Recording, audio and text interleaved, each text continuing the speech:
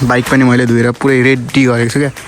अब हल्का त धुनु पऱ्यो नि त, फोहोर त हुन्छ मलाई थाहा छ, त्यही पनि अलिअलि चाहिँ अब के कसो कसो फोहोर हुन्छ क्या, कहाँ के फोहोर हुन्छ, अनि त्यसले भएर केही समस्या आउन सक्ला कि त भनेर अहिले चाहिँ पुरै चिटिक्क रेडी बनाएको छु। पुरै बोलेका तपाईँहरूलाई चाहिँ यो देखाउन खोजेको होइन, खासमा चाहिँ ठ्याक्क लगाएर हेर्न सक्नुहुन्छ।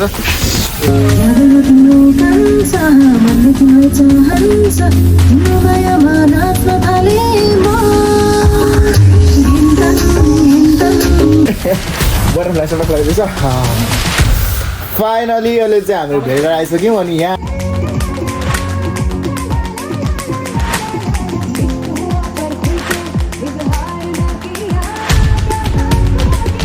यहाँदेखि सिधै तपाईँलाई धरान देखाऊँ भनेर लिएर आएको। अब यो पो बिच्किँदैछ क्या, धरान देखि छैन।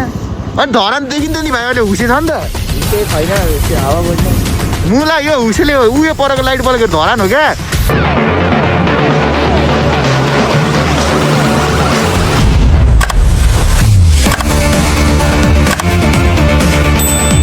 Welcome back to my new video. So आजको भ्लगमा तपाईँहरूलाई स्वागत छ। अनि आज चाहिँ कहाँ जान लागेको र के खालको भ्लग हो भनेर तपाईँले युट्युबबाट थम्बनेलबाट थाहा पाइहाल्नु होला। त्यो पनि म फेरि एकचोटि भनिदिन्छु होइन।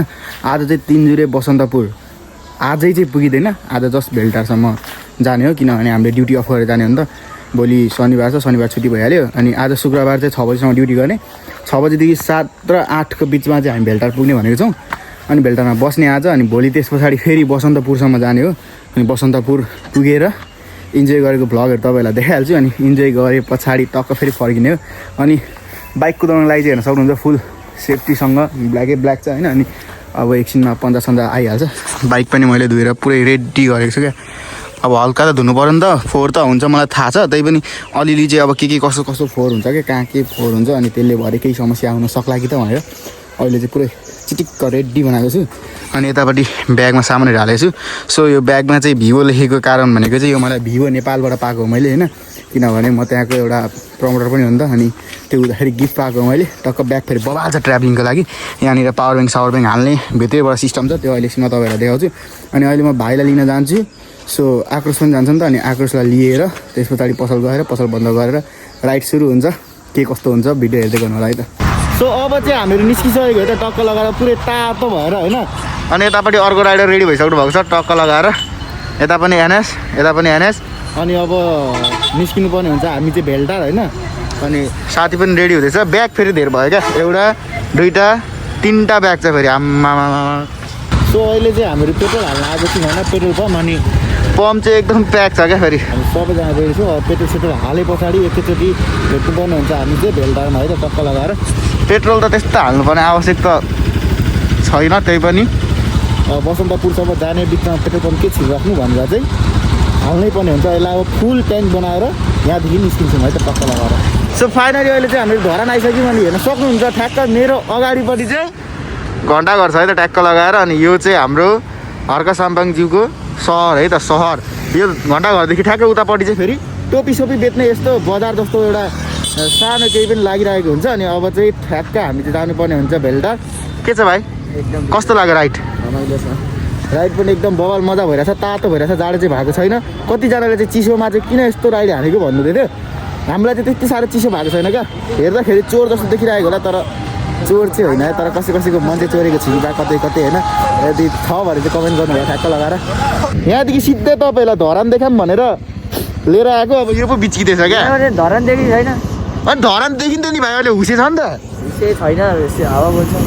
मुला यो हुसेले उयो परेको लाइट बलेको धरान हो क्या। अब यो भेल्टारको भ्यू हेर, अनि उयो यहाँ फोटो खिच, अनि लागौँ। अब भोलि बिहान तपाईँहरूलाई देखाउँछु ल। अहिले चाहिँ यति नै, सिधै धरान देखाइदिनु पऱ्यो भनेर लिएर आएको। अब खोइ हुसे लागिरहेको छ, केही पनि देखेन। सो त्यही हो, भिडियो हेर्दै गर्नु होला।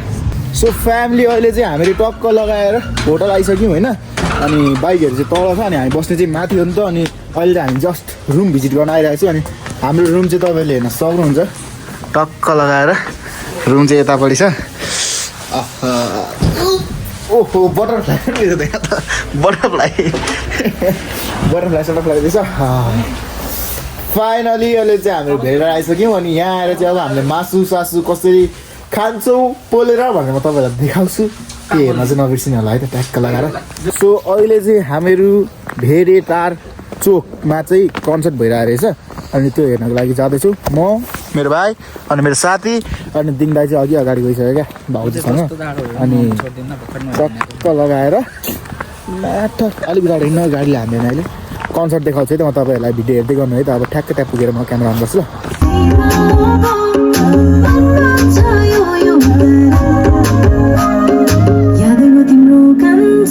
मनले तिमीलाई चाहन्छ तिम्रो मायामा नाच्न थाले म हिँड्दन हिँड्दन तङ्गिन हिँड्दन बादलको तालैमा नाच्छु म सँगसँग हिँड्दन हिँड्दन तङ्गिन हिँड्दन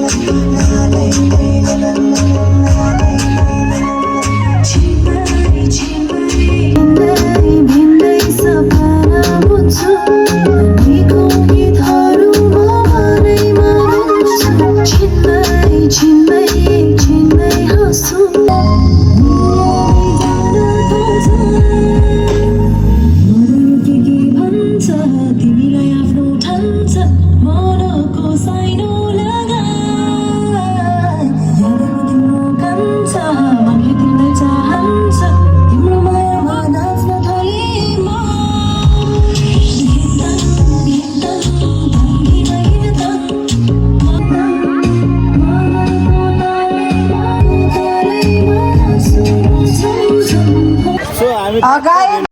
नारायण राई जो आउनु भएको मलाई सङ्केत दिनुको लागि म अनुरोध गर्न चाहन्छु कमेन्ट गर्न नबिर्सिनु होला है त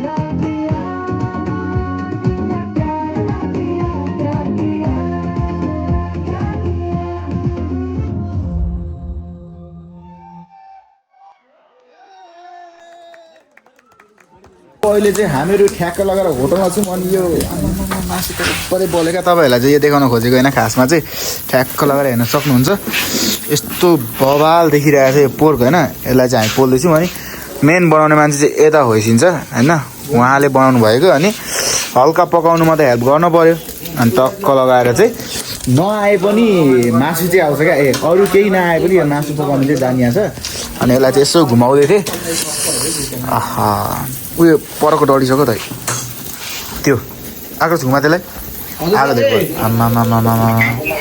बवाल बवाल बवाल बवाल गाइस बवाल